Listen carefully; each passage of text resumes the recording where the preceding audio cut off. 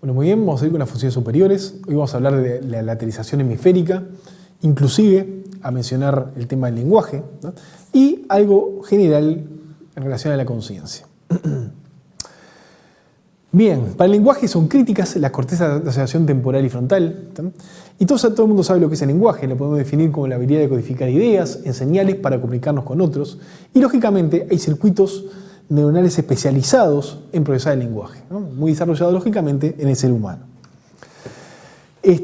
Todo este tema del lenguaje empezó con Broca, Paul Broca, que vio en pacientes que tenían trastorno del lenguaje, viendo los cerebros de pacientes fallecidos que habían tenido trastorno del lenguaje, vio que tenían lesiones en el hemisferio izquierdo, ¿no? Y dijo una frase muy famosa en neurociencia que es: nosotros hablamos con el cerebro izquierdo, ¿tá?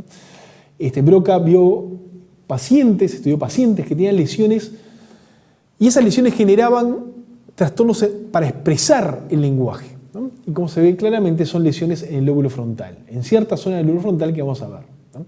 Esta afasia quiere decir trastorno del lenguaje, se la llama de Broca o de expresión. Entonces, las afasias son trastornos entonces del lenguaje y están, ¿no?, en el hemisferio izquierdo. Porque el hemisferio izquierdo es donde, al ser donde está el lenguaje, donde se procesa principalmente el lenguaje, se denomina hemisferio dominante, ¿no? Para ver la dominancia era muy común en otra época hacerle test de WADA, ¿tá?, ante una cirugía, en que se ponía un anestésico de rápida acción a nivel de la carótida, ¿no?, y al paciente se lo hacía contar y mover las manos. Entonces, si la dominancia era en el hemisferio izquierdo, el paciente lógicamente se le daba anestesia en el hemisferio izquierdo, dejaba de mover la mano derecha y dejaba de contar. Y ahí se hizo varios estudios y se vieron que la mayoría de las personas tienen una dominancia en el hemisferio izquierdo, ¿no? Y también la mayoría de los zurdos tiene una dominancia en el hemisferio izquierdo. Un 70% de los zurdos tiene dominancia del hemisferio izquierdo. Del 30% que queda, gran parte es por una dominancia bilateral, o sea, el lenguaje está distribuido. Y el otro porcentaje, alrededor también de un 15%, tiene dominancia del hemisferio derecho. Bien. Otro investigador, Wernicke, estudió el cerebro de otros pacientes que tenían trastornos para comprender el lenguaje. Eran capaces de expresarlo, un lenguaje que no se entendía lo que era, pero se expresaban, ¿no? Podían articular palabras. Pero no podían comprenderlo. ¿Y qué vio? Que haciendo la anatomía patológica de los cerebros de estos pacientes, vio que tenían lesiones en áreas posteriores, áreas temporales, ¿no? Y esta afasia, este trastorno del lenguaje, en que los pacientes tienen trastornos para comprender el lenguaje, se le llama afasia de Wernicke o afasia de comprensión. Acá están las dos zonas, el área de Broca, que la lesión genera una afasia de expresión, y la de Wernicke, una afasia de comprensión, y como se ve claramente acá, corresponden a las áreas 44 y 45 de Brodmann, la de Broca, y el lóbulo temporal, ¿tá?, el área de Brodmann 22. ¿tá?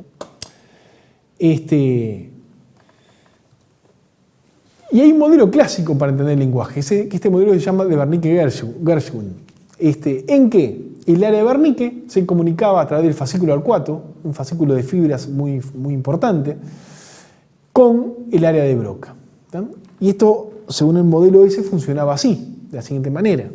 Si uno leía una palabra, por ejemplo, llave, lógicamente esta información iba por el sistema visual, corteza visual primaria, secundaria, y llegaba a través del giro angular al área de Wernicke, el área de Wernicke a través del fascículo arcuato al área de Broca, y acá se articulaba la palabra a través de las cortezas motoras y uno podía decir la palabra llave. Lo mismo si oía la palabra llave, ¿tá?, la información llegaba por la vía auditiva, llegaba al área de Wernicke, importante para la comprensión del lenguaje, de ahí iba por el fascículo arcuato al área de Broca, donde esto era importante para expresar el lenguaje, ¿no?, y la estrategia para expresarlo, bueno, se activaba el área motora y no podía decir la palabra llave. Esto es lo clásico. Ahora se vio que es mucho más complejo que eso, ¿no? Están las áreas llamadas de implementación, Wernicke y Broca, lógicamente son muy importantes, siempre en el lado izquierdo, ¿no?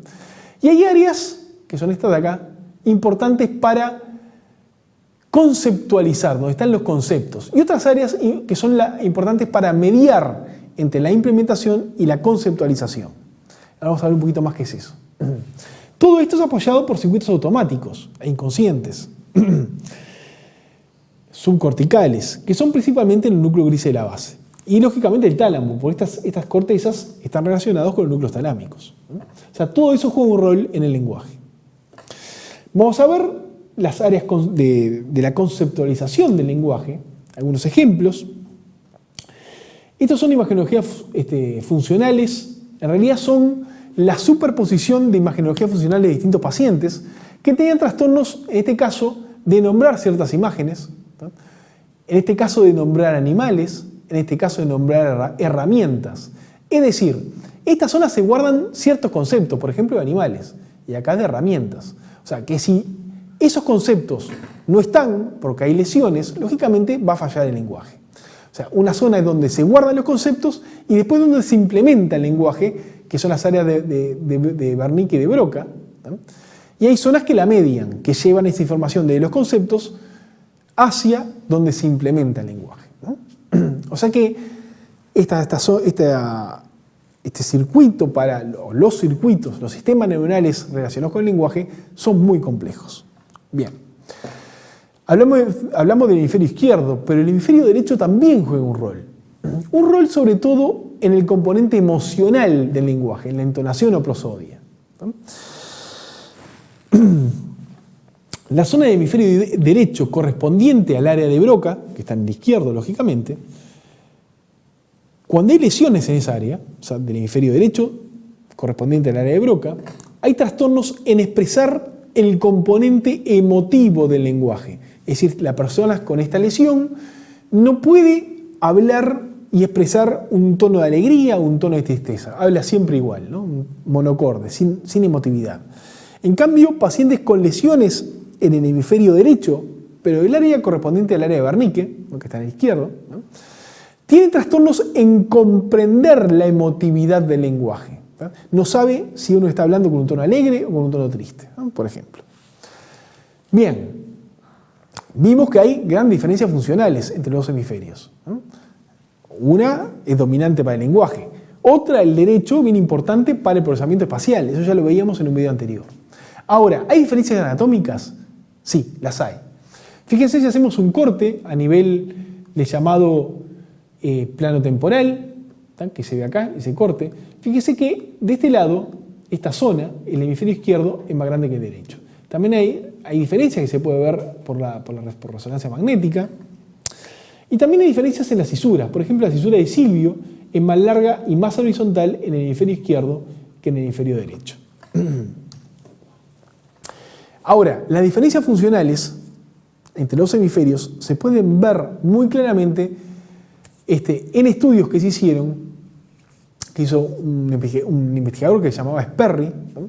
Que estudió los cerebros divididos, ¿no? O hemisferios divididos, ¿no? Estudió pacientes que por distintos motivos se les seccionó el cuerpo calloso y en algunos casos también las comisuras. O sea que el hemisferio derecho estaba independiente del hemisferio izquierdo. Estos pacientes con cerebro dividido, ¿no? No muestran diariamente, en el día a día, grandes trastornos, aunque parezca increíble. Sin embargo, si se estudia cuidadosamente, ahí empiezan a aparecer diferencias y se puede ver diferencias en el funcionamiento de dos hemisferios. Se utiliza un aparato particular de tal forma que cuando se da un estímulo en el hemicampo derecho llega solo al hemisferio izquierdo o viceversa. Vamos a ver estos esquemas. En una persona normal uno puede hacer que el estímulo llegue solo al hemisferio derecho, un estímulo visual, por ejemplo un cubo, la imagen del cubo, llega al hemisferio derecho, pero lógicamente al tener el cuerpo calloso, esta información pasa al otro hemisferio y uno puede decir, porque las áreas del lenguaje están acá, la dominancia está del lado izquierdo, puede decir, vi un cubo, ¿no? Sin embargo, si se hace lo mismo en un paciente con cerebro dividido, es decir, sin cuerpo calloso, esta persona ve un cubo, pero no lo puede expresar, porque este hemisferio no tiene dominancia en lenguaje, no están las áreas capaces de generar un lenguaje. Y tiene el cuerpo calloso lesionado. Esta información no puede llegar al hemisferio izquierdo. Cuando se da al otro hemicampo, sí, la información llega al izquierdo y es capaz de nombrar que vio un cubo. Pero en este caso, a pesar de que no lo pueda nombrar, la persona es capaz de percibir el cubo y es capaz de señalar de alguna forma que es capaz de percibir el cubo, porque el hemisferio derecho maneja la mano izquierda, ¿tá? Y es capaz de señalar entre varios objetos qué objeto percibió. ¿Tá? Una esfera, una pirámide, un cubo, bueno, sí, puede marcar que vio el cubo, que percibió el cubo. Ahora, es interesante los experimentos que hizo Sperry con figuras quiméricas, ¿no? Distintas imágenes. Y la cuestión que presenta esta figura, por ejemplo, de tal forma que el hemisferio izquierdo ve la muchacha, la mujer, y el hemisferio derecho ve el niño, ¿no? Pero en realidad está mostrando las dos cosas, una figura quimérica. Entonces, acá cuando se muestra esta figura, la persona dice que ve una mujer. Dice que ve una mujer. Lógicamente puede expresar el lenguaje con el hemisferio izquierdo. Dice que ve la mujer. Pero si al mismo tiempo se le dice que agarre con la mano derecha, que marque con la mano izquierda, que maneja el hemisferio derecho, ¿no? Con la mano izquierda, ¿qué figura vio? ¿Tá? Marca la figura del niño. Es decir, hay una paradoja ahí. El hemisferio izquierdo percibe una cosa, el hemisferio derecho percibe otra. ¿Tá? Lo que muestra es que están funcionando en forma independiente. A partir de esto se estudiaron muchas cosas, ¿no? Y se sabe que el hemisferio izquierdo es más racional, más verbal, más analítico, el hemisferio derecho más emotivo, más abstracto, más intuitivo, y tiene mejor performance en las tareas espaciales, ¿no? En el procesamiento espacial. Bien, y por último, voy a hacerle un comentario de la neurobiología de la conciencia. Lo que le interesa a la neurociencia es tratar de entender el llamado correlato neural de la conciencia, es decir, qué zonas tienen que estar activas y cómo para que se genere la conciencia. Y hay dos cosas bien importantes para mantener la conciencia, que todo el mundo sabe lo que es, ¿no? La conciencia, y lo van a explorar una vez que estén en la emergencia. Lo primero que se explora es el estado de la conciencia del paciente que llega. Bien. Una cosa bien importante es la llamada actividad talamocortical. ¿Se acuerdan? Esto lo vimos en un video anterior, que en sueño lento había una actividad electroencefalográfica de esta forma, esto es amplitud en función del tiempo, y se ven ondas lentas. Durante el sueño lento no hay actividad cognitiva, no hay conciencia. Y es interesante que esta actividad electroencefalográfica es muy similar a lo que ocurre, lo que ocurre durante la anestesia general. Durante la anestesia general, ya cuando el EEG tiene esta característica, esta actividad, ya el paciente entra en coma, es incapaz de comunicarse, perdió la conciencia. Es decir, en sueño lento y en anestesia general tienen este electroencefalograma. Y esto habla de que el sistema talamocortical no está activado. Los sistemas moduladores que lo activan tienen disminuida su actividad. Bien diferente que en vigilia. Esto es el EEG de la vigilia. Está el sistema talamocortical bien activo. O sea que una cosa importante para tener conciencia es que el sistema talamocortical esté activado. Cuando se sincroniza, cuando se desactiva o inactiva, se pierde la conciencia. O sea, bien importante, EEG activado, que habla del sistema talamocortical activado. Otra cosa importante es la actividad de las áreas de asociación. Fíjese lo que pasa en sueño lento. Estas zonas que se muestran acá en rojo son las zonas que más se inhiben en sueño lento, donde hay pérdida de conciencia, que son las áreas de asociación. A su vez, estas también son las que más se inhiben durante la anestesia general. Lo mismo el tálamo. O sea que estas zonas son bien importantes para mantener la conciencia.